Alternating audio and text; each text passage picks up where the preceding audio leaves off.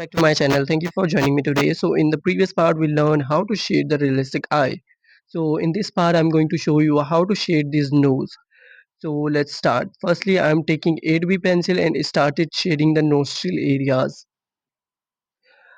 Because this is the darkest area, that's why I choose 8B pencil. And I am also shading the shadows with it. And all the shadows जो भी create हो रहे हैं nose पर मैं उन सब के लिए 8B pencil use कर रहा हूँ. And I'm using blending stem to blend the shade, blend the shadow. At this point जब आप blend कर लोगे तो आपको इस nose में हल्का-हल्का 3 डायमेंशनल इफ़ेक्ट नज़र आना शुरू हो जाएगा just because of the shadow.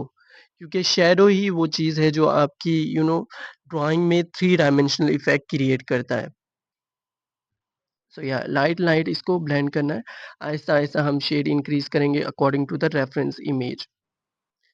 So yeah कई पॉइंट पर आपको लगेगा कि आप शेड नहीं कर रहे सही, कई पॉइंट पर आपको लगेगा कि आप शेड सही कर रहे हैं. सो ये सारे पॉइंट्स तो आते रहेंगे, बस आपको शेड करते रहना है. So yeah I am erasing this outline because जो रियल 3D वर्ल्ड है उसमें ऐसी हमें कोई लाइन नहीं दिखती है, 3 डायमेंशनल इफेक्ट देने के लिए.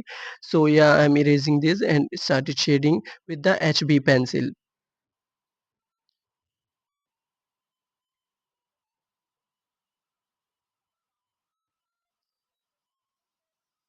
And I am shading with the HB pencil.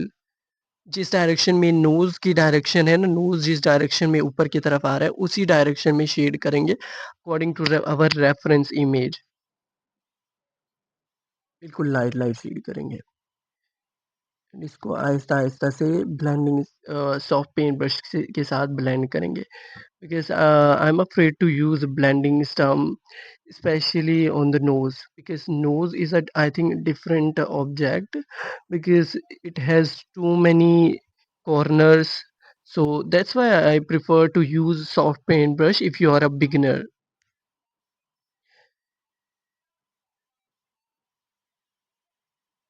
I want to share something with you when I was drawing this nose.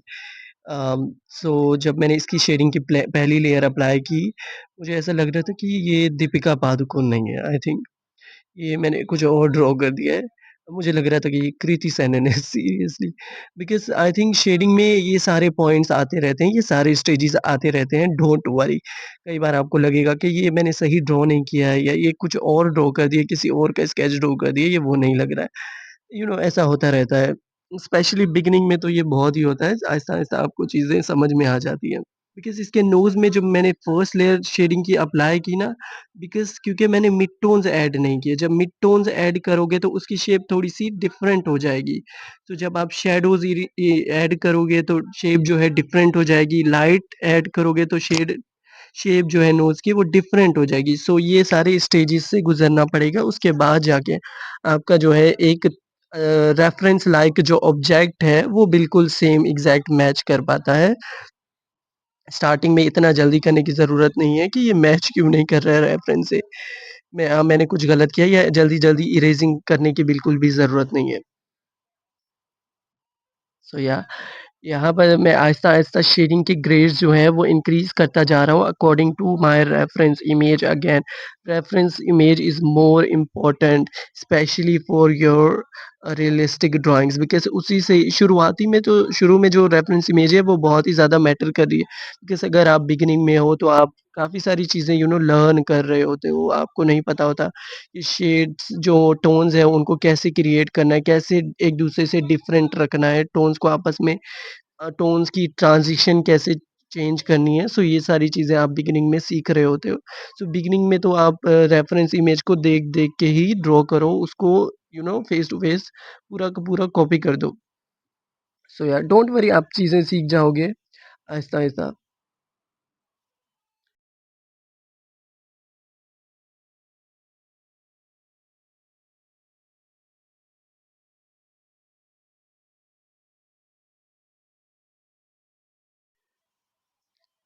सो यहाँ यहाँ पर मैं ब्लेंडिंग स्टम्प यूज़ कर रहा हूँ. अगेन मैंने यहाँ पर सिर्फ़ 4B पेंसिल का यूज़ किया है, मैंने उससे ज़्यादा शेड इंक्रीज़ नहीं किया है.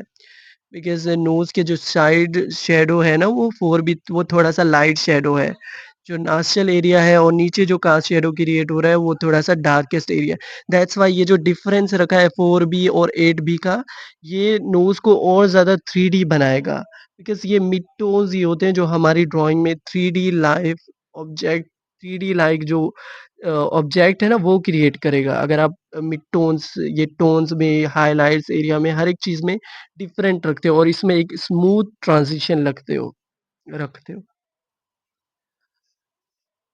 सो या कोशिश करें कि आहिस्ता-आहिस्ता जेंटली शेड करें। बिल्कुल ज़्यादा पेंसिल पर प्रेशर अप्लाई करने की ज़रूरत नहीं है। जेंटली जेंटली आहिस्ता-आहिस्ता शेड करें और साथ में एनालाइज़ भी करते रहें रेफरेंस फ़ोटो को। आई थिंक मैं कुछ ज़्यादा ही रेफरेंस रेफरेंस कर रहा हूँ। I am sorry for that.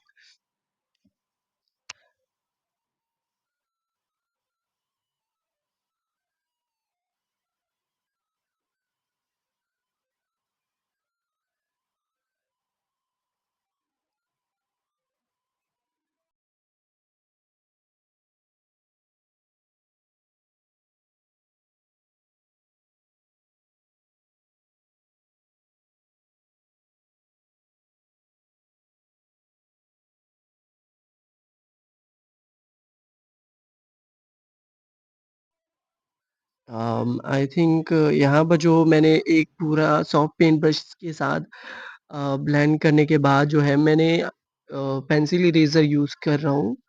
Pencil eraser से मैं जो हाइलाइटेड एरियाज़ हैं वो क्रिएट कर रहा हूँ। हाइलाइटेड एरियाज़ के बाद देखिए पूरी सा एक बाउंसीनेस जो है नोज़ में, वो निकल कर के आ गया है। So highlighted areas and shadows and mid tones and many other tones in between are important. सारी जो चीज़ें हैं वो अपने-अपने लेवल पर इम्पोर्टेंट है, मैटर करती हैं ड्राइंग के लिए। मोस्ट ऑफ द बिगिनर्स जो मिस्टेक करते हैं मैंने देखा है कि वो बहुत जल्दी ही अज़्यूम कर लेते हैं कि ये स्केच सही नहीं बना है, ये मैच नहीं कर रहा है रेफरेंस फ़ोटो के साथ। So this is not like that कि आपने अपना टाइम ही नहीं दिया है, उसको इतना स्केच कंप्लीट ही नहीं किया तो वो रेफरेंस फ़ोटो से मैच कैसे कर सकता है? सीरियसली। तो या यहाँ पर जो है मैं सोच रहा था कि स्केच सही नहीं लग रहा है, नोज़ जो है दीपिका का नहीं लग रहा है बट एट द पॉइंट जो है मैंने ये चीज़ इग्नोर करना सीख ली कि ये लगेगा। मैं इस पर वर्क करता गया, इसको टोन्स क्रिएट करता गया, हाइलाइट्स क्रिएट करता गया। तो एट द पॉइंट वो स्केच जो है रेफरेंस के साथ मैच हो गया ना। तो या आप भी कोशिश करें कि बहुत जल्दी अज़्यूम मत कर लें, जो बहुत जल्दी मान मत लें कि ये सही नहीं बना है। उस पर वर्क करते रहें, टाइम देते रहें, वो बन जाएगा। स्केच सही बन जाएगा रेफरेंस फ़ोटो के साथ। So yeah, this video is end now. So I hope ये वीडियो आपके लिए हेल्पफुल रही होगी. If it was, thank you so much for watching this video and see you next time. Bye. And also like, subscribe and share this